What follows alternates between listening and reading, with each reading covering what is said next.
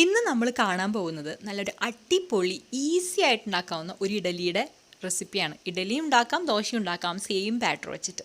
അപ്പോൾ ഇത് എൻ്റെ അമ്മയുടെ റെസിപ്പിയാണ്. കാരണം ഞാൻ മുൻപ് ഒരു ഇഡലിയുടെ റെസിപ്പി അപ്ലോഡ് ചെയ്തിട്ടുണ്ട്, ഒരു വർഷമൊക്കെ മുമ്പ്. അത് ഇഡലിയരി വാങ്ങിച്ച് ഇഡലിയരി കുതിർത്തിട്ടൊക്കെ ഉണ്ടാക്കുന്നതാണ്. ഇപ്പോൾ നമുക്ക് ഇഡലിയരി ഒന്നും പോയി വാങ്ങാനൊന്നും അവൈലബിൾ അല്ലെങ്കിൽ എല്ലാവരുടെ വീട്ടിലുള്ള സാധനമാണ് അരിപ്പൊടി, അല്ലേ? വറുത്ത അരിപ്പൊടി നമ്മുടെ എല്ലാ വീടുകളിലും ഉണ്ടായിരിക്കും. നൈസായിട്ട് പൊടിച്ച് വെച്ച പലഹാരം ഉണ്ടാക്കാനൊക്കെ നമ്മൾ ഉപയോഗിക്കുന്ന അരിപ്പൊടി, ആ അരിപ്പൊടി വെച്ചിട്ടാണ് നമ്മൾ എളുപ്പത്തിൽ ഇഡലി ഉണ്ടാക്കുന്നത്. അപ്പോൾ ഇതിൻ്റെ ഓരോ സ്റ്റെപ്പും നിങ്ങൾ ശ്രദ്ധിക്കുക, ഓരോ സ്റ്റെപ്പും ഇമ്പോർട്ടൻ്റ് ആണ് കേട്ടോ. അപ്പോൾ നമുക്ക് നേരെ റെസിപ്പിയിലേക്ക് കിടന്നാലോ. 150 ml ഒക്കെ ഒരു ഗ്ലാസ്, ഒരു വലിയ ഗ്ലാസ്സിൽ നിറയെ അരിപ്പൊടി നമ്മൾ എടുത്തിട്ടുണ്ട്. നൈസായിട്ടുള്ള വറുത്ത അരിപ്പൊടിയാണ് കേട്ടോ. നമ്മൾ ഇടിയപ്പം പത്തിരി ഒക്കെ ഉണ്ടാക്കുന്ന നൈസായിട്ടുള്ള അരിപ്പൊടിയാണ്. നമ്മൾ വീട്ടിൽ പച്ചരി വാങ്ങി കഴുകി വറുത്ത് പൊടിച്ചൊക്കെ വയ്ക്കില്ലേ, പൊടിച്ച് വറുത്ത് വയ്ക്കില്ലേ, ആ അരിപ്പൊടി. അതിലേക്ക് വേണ്ടത് ഒരു അര ഗ്ലാസ് ഉഴുന്ന്. അപ്പോൾ ഒരു ചായ കുടിക്കുന്ന ഗ്ലാസിൻ്റെയൊക്കെ ഒരു അര ഗ്ലാസ് ഉഴുന്ന് മതി. 2 മണി ഉലുവയും വേണം. ഈ ഉഴുന്നും ഉലുവയും കൂടിയിട്ട് നമ്മൾ വെള്ളത്തിൽ നന്നായി കഴുകി കുതിർക്കാനിടുക. ആ ഭാഗം കാണിച്ചിട്ടില്ല. കുതിർന്നതിന് ശേഷമുള്ള ഉഴുന്നാണ് ഈ കാണുന്നത്. നിങ്ങൾ ഉഴുന്നും ഉലുവ 2 മണി മതി. ഉലുവയും കൂടിയിട്ട് നമ്മൾ രാവിലെ വെള്ളത്തിലിട്ടു. ഒരു 3-4-5 മണിക്കൂറൊക്കെ കഴിഞ്ഞ് കഴിയുമ്പോൾ നമ്മുടെ അത് നന്നായി കുതിർന്ന് വന്നിട്ടുണ്ടാവും. ഇനി നമുക്ക് വേണ്ടത് ചോറ് കൂടി വേണം. ഒരു 1/4 കപ്പ് ചോറ്, ചെറിയ ബൗളിൽ ചോറ് എടുക്കാം.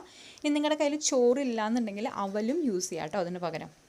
അപ്പോൾ നമ്മൾ ആദ്യം കുതിർത്ത് വെച്ചിരിക്കുന്ന ഉഴുന്നും ഉലുവയും കൂടി മിക്സിയുടെ ജാറിലോട്ട് ഇട്ട് കൊടുക്കുകയാണ്. ഇനി അതിലോട്ട് നമുക്ക് നമ്മൾ എടുത്തു വെച്ചിരിക്കുന്ന ചോറില്ലേ, 1/4 കപ്പ് വേവിച്ച ചോറ്. നിങ്ങളുടെ വീട്ടിൽ ഉപയോഗിക്കുന്ന ഏത് ചോറാണോ അത് ഉപയോഗിക്കാം. ഞാനിപ്പോൾ ഇവിടെ മട്ടാരിയുടെ ചോറാണ് 1/4 കപ്പ് എടുത്തിരിക്കുന്നത്. ഈ 3 കാര്യങ്ങൾ, അതായത് ഉഴുന്ന്, ഉലുവ കുതിർത്തത്, പിന്നെ നമ്മുടെ ചോറും കൂടി നന്നായി അരച്ചെടുക്കാം. അതരഞ്ഞു വരുന്ന സമയത്തിന് ഒരു വലിയ ഗ്ലാസ് അരിപ്പൊടി നമ്മൾ എടുത്തു വെച്ചിട്ടില്ലേ, അതിലേക്ക് ആവശ്യത്തിനുള്ള ഉപ്പ് ചേർത്ത് കൊടുക്കാം. ഇവിടെ നിങ്ങൾ ശ്രദ്ധിക്കണം, നമ്മുടെ മിക്സിയുടെ ജാറിൽ കണ്ടോ, നമ്മളിവിടെ നന്നായിട്ട് ഉഴുന്നും ചോറും ഉലുവയും കൂടി നന്നായി അരച്ച് നല്ല സോഫ്റ്റായി അരച്ചെടുത്തിട്ടുള്ളത് നമ്മൾ ഈ അരിപ്പൊടിയിലോട്ട് നേരിട്ട് ചേർക്കുകയാണ്. ഈ അരിപ്പൊടി ഇട്ടിട്ട് നിങ്ങൾ അരച്ചെടുക്കണമെങ്കിൽ പെട്ടെന്ന് അരച്ചെടുക്കണമെങ്കിൽ അങ്ങനെയായാലും ചെയ്യാം, പക്ഷേ ഇങ്ങനെ കലക്കിയെടുത്താലും മതി. എല്ലാം കൂടി നന്നായി കൈവച്ച് നമ്മൾ മിക്സ് ചെയ്തെടുക്കുകയാണ്. ഇതൊരു ഇമ്പോർട്ടൻറ്റ് സ്റ്റെപ്പാണ്. ഇനി നിങ്ങൾക്ക് കുറച്ചധികം നേരം മിക്സ് ചെയ്യാൻ മടിയാണെങ്കിൽ നിങ്ങൾ ഈ അരിപ്പൊടിയും നമ്മുടെ ഈ ഉഴുന്നും ഒക്കെ അരച്ചതൊക്കെ കൂടി നമുക്ക് ഒന്നുകൂടി അടിച്ചെടുക്കാം. അല്ലെങ്കിൽ അരിപ്പൊടി തന്നെ കുറച്ച് വെള്ളം ഒഴിച്ച് നന്നായി അടിച്ചെടുത്തിട്ട് പിന്നെ മിക്സ് ചെയ്താലും മതി. അപ്പോൾ അടിച്ചെടുക്കേണ്ട ആവശ്യമില്ല. അരി നമ്മൾ ഓൾറെഡി നൈസായി പൊടിച്ച് വറുത്ത് വെച്ചിട്ടുള്ളതായതുകൊണ്ട് നമുക്ക് അതിൻ്റെ ആവശ്യമില്ല.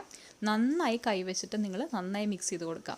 ഈ ഒരു സ്റ്റെപ്പ് വളരെ സ്ലോവിൽ കാണിക്കുന്നത് എന്താണെന്ന് വെച്ചാൽ, ഞാൻ ഈ റെസിപ്പി അമ്മോട് ചോദിച്ചിട്ട് പല പ്രാവശ്യം ഉണ്ടാക്കിയിട്ട് എനിക്ക് അമ്മ ഉണ്ടാക്കുന്ന അതേ സോഫ്റ്റ്നെസ് കിട്ടാതിരുന്നിട്ടുണ്ട്.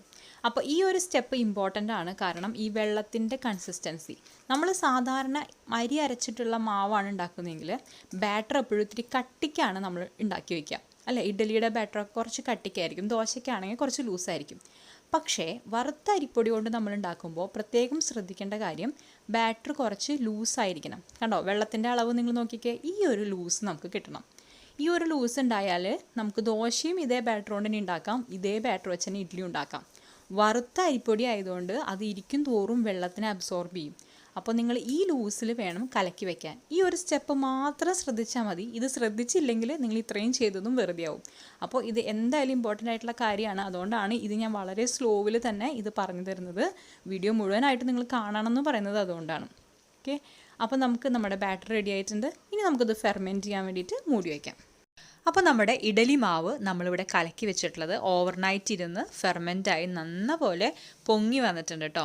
നിങ്ങൾക്ക് ഒരുപാട് തണുപ്പുള്ള സ്ഥലത്തൊക്കെ നിങ്ങളെന്ന് വെച്ചാൽ ഓവൻ്റെ ഉള്ളിൽ നിങ്ങൾക്ക് വെക്കാം. അല്ലാന്നുണ്ടെങ്കിൽ ചൂടുവെള്ളത്തിൻ്റെ മുകളിൽ പാത്രം കയറ്റി വെക്കാം. ഇപ്പം നമ്മൾ മഴയ്ക്ക് ഉണ്ടെങ്കിൽ കൂടിയും രാത്രി അരച്ച് വെച്ച് രാവിലെ ആകുമ്പോഴേക്കും അത്യാവശ്യം പൊങ്ങി വന്നിട്ടുണ്ട് കേട്ടോ. നല്ല ഫ്ലഫി ആയിട്ട് ആ പാത്രം നിറയെ രീതിയിൽ നമുക്ക് മാവ് നന്നായി ഫെർമെൻറ്റായി വന്നിട്ടുണ്ട്. ഇനി ഇത് ഉപയോഗിച്ചിട്ട് ഈ സെയിം ബാറ്റർ ഉപയോഗിച്ച് നിങ്ങൾക്ക് ദോശ വേണമെങ്കിൽ ദോശ ഉണ്ടാക്കാം, ഇഡലി വേണമെങ്കിൽ ഇഡലി ആയാലും ഉണ്ടാക്കാം. നമുക്കപ്പോൾ ഇഡലി ഉണ്ടാക്കാൻ വേണ്ടി തുടങ്ങാം. അതിന് വേണ്ടിയിട്ട് ആദ്യം ഇഡലിത്തട്ട് എടുത്തു. അതിനകത്തേക്ക് കുറച്ച് നമ്മൾ വെളിച്ചെണ്ണ തടവി കൊടുത്തിട്ടുണ്ട്. അത് സ്റ്റിക്കാവാതെ പെട്ടെന്ന് തന്നെ വിട്ടു പോരുന്നതിന് വേണ്ടിയിട്ടാണ്. എന്നിട്ട് നമുക്കറിയാം, എല്ലാവർക്കും അറിയാമല്ലോ അല്ലേ, ഇഡലിത്തട്ടിലോട്ട് നമ്മൾ മാവ് കോരി ഒഴിക്കുകയാണ്. ഓരോ കുഴിയിലേക്കും ഒഴിച്ചു കൊടുക്കുന്നു. അതേ സമയം തന്നെ നമ്മൾ ഇഡലി ചെമ്പിൽ വെള്ളം തിളയ്ക്കാനായിട്ട് വെച്ചിട്ടുണ്ട്. എന്നിട്ട് നമുക്ക് ഇത്തരത്തിൽ ഇഡലി ഉണ്ടാക്കിയെടുക്കാം. ഇഡലി വേവുന്നതിന് വേണ്ട മാക്സിമം ടൈം എന്ന് പറയുന്നത് 10 മിനിറ്റ്സ് ആണ്. പക്ഷെ അത് ഓരോ സ്റ്റവിൻ്റെ ഫ്ലെയിം അനുസരിച്ചും അതുപോലെ തന്നെ നിങ്ങൾ വെക്കുന്ന ചൂടനുസരിച്ചൊക്കെ മാറ്റം വരും. അപ്പോൾ നമ്മൾ ഒന്ന് വെന്തോന്ന് നോക്കിയിട്ട് വേണം എടുക്കാനായിട്ട്. അപ്പോൾ ഇത്തരത്തിൽ നമുക്ക് എല്ലാ ഇഡലികളും ഉണ്ടാക്കിയെടുക്കാം. ഇപ്പോൾ ഒരു ഏകദേശം 10 മിനിറ്റായി നമ്മുടെ ഇഡലിയൊക്കെ വെന്തിട്ടുണ്ട്. വേണമെങ്കിൽ നമുക്കൊന്ന് കുത്തി നോക്കാം, ഉള്ളൊക്കെ വെന്തിട്ടുണ്ടോ എന്ന് അറിയാൻ വേണ്ടിയിട്ട് ഒരു ഈർക്കിലി വെച്ചോ അല്ലെങ്കിൽ ഒരു സ്ക്യൂർ വെച്ചോ എന്തെങ്കിലും വെച്ചോ ഒന്ന് കുത്തി നോക്കാം. അപ്പോൾ നമ്മുടെ ഇഡലി ഇവിടെ ആയിട്ടുണ്ട്. നമുക്കത് തണുക്കാൻ വേണ്ടിയിട്ട് മാറ്റി വയ്ക്കാം. അപ്പോൾ എപ്പോഴും നിങ്ങളുടെ കയ്യിൽ ഇഡലി തട്ടിൽ കുറച്ച് 2 സെറ്റൊക്കെ ഉണ്ടെങ്കിൽ എക്സ്ട്രാ ഉണ്ടെങ്കിൽ നമുക്ക് അടുത്ത ട്രിപ്പ് ഉടനെ തന്നെ കയറ്റി വയ്ക്കാം. സെയിം സ്റ്റെപ്പ് റിപ്പീറ്റ് ചെയ്യാണ്. ഇപ്പോൾ ഞാൻ കാണിക്കുന്നത് ഈ ഒരു ഗ്ലാസ് പൊടി കൊണ്ട് നമ്മൾ ഉണ്ടാക്കിയത് 2 സെറ്റ്, അതായത് ഇപ്പോൾ 24 ഇഡലിയാണ് നമ്മൾ ഉണ്ടാക്കിയെടുത്തിട്ടുള്ളത്. എന്നിട്ടും കുറച്ച് മാവ് ബാക്കിയുണ്ട്. അത് നിങ്ങൾക്ക് ഇതേ മാവ് കൊണ്ട് തന്നെ നമുക്ക് ദോശ ഉണ്ടാക്കുന്നതും കൂടി കാണിച്ചു തരാൻ വേണ്ടിയിട്ടാണ്. അപ്പോൾ സെയിം സ്റ്റെപ്പ് തന്നെ ഇത് ചൂടാറിയതിന് ശേഷം ഒന്ന് നന്നായി തണുത്തതിന് ശേഷം നമുക്കിത് ഈ ഇഡലി മോൾഡിൽ നിന്ന് വേർതിരിച്ചെടുക്കാം കേട്ടോ. അപ്പോൾ മാവ് നമുക്ക് ബാക്കി ഉണ്ടാവും. നിങ്ങൾക്ക് വേണമെങ്കിൽ ഇഡ്ഡലി തന്നെ ഉണ്ടാക്കാം. അല്ല ഇനി ആർക്കെങ്കിലും ദോശ കഴിക്കണമെന്ന് ആഗ്രഹം ഉണ്ടെങ്കിൽ ഇതിൽ വെള്ളമൊന്നും ചേർക്കേണ്ട ആവശ്യമില്ല. ഞാൻ പറഞ്ഞില്ലേ, നമ്മൾ ഓൾറെഡി കുറച്ച് ലൂസായിട്ടല്ലേ മാവ് കലക്കി വെക്കുന്നത്. അപ്പോൾ ഇത് ദോശ ഉണ്ടാക്കാനും സെയിം ഈ മാവ് തന്നെ ഉപയോഗിക്കാം.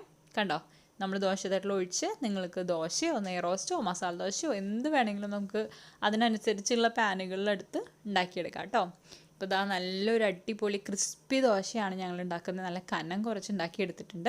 അതിനകത്ത് കുറച്ച് നെയ്യൊക്കെ തടവി ഇതാ കണ്ടോ, നല്ല അടിപൊളി മൊരിഞ്ഞ നമ്മുടെ നെയ്യൊക്കെ ഒഴിച്ചിട്ടുള്ള സൂപ്പർ ദോശയും റെഡി ആയിട്ടുണ്ട്. അപ്പോൾ ഈ ഒരു ക്വാണ്ടിറ്റിയിൽ, അതായത് 1 ഗ്ലാസ് അരിപ്പൊടി കൊണ്ട് നമ്മൾ ഉണ്ടാക്കിയതിൽ ഇതാ ഒരു 5 ദോശയും കിട്ടിയിട്ടുണ്ട്, ഒരു 24 ഇഡലിയും നമുക്ക് കിട്ടിയിട്ടുണ്ട്. അപ്പോൾ ഇതാ നല്ല സ്പോഞ്ചി ആയിട്ടുള്ള ഇഡലി നിങ്ങൾക്ക് വെറുതെ കഴിക്കാം, അത്രയും ടേസ്റ്റാണ് നമ്മുടെ വീട്ടിലുള്ളത്.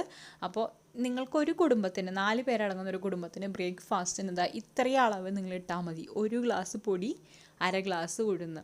അപ്പോൾ മസ്റ്റായിട്ടും നിങ്ങളിത് ഈ റെസിപ്പി ഒന്ന് ട്രൈ ചെയ്ത് നോക്കണം. ഞാൻ പറഞ്ഞ പോലെ ആ ലൂസും കലക്കുന്നതിനുള്ള ആ ലൂസൊക്കെ നിങ്ങൾ ശ്രദ്ധിക്കണം.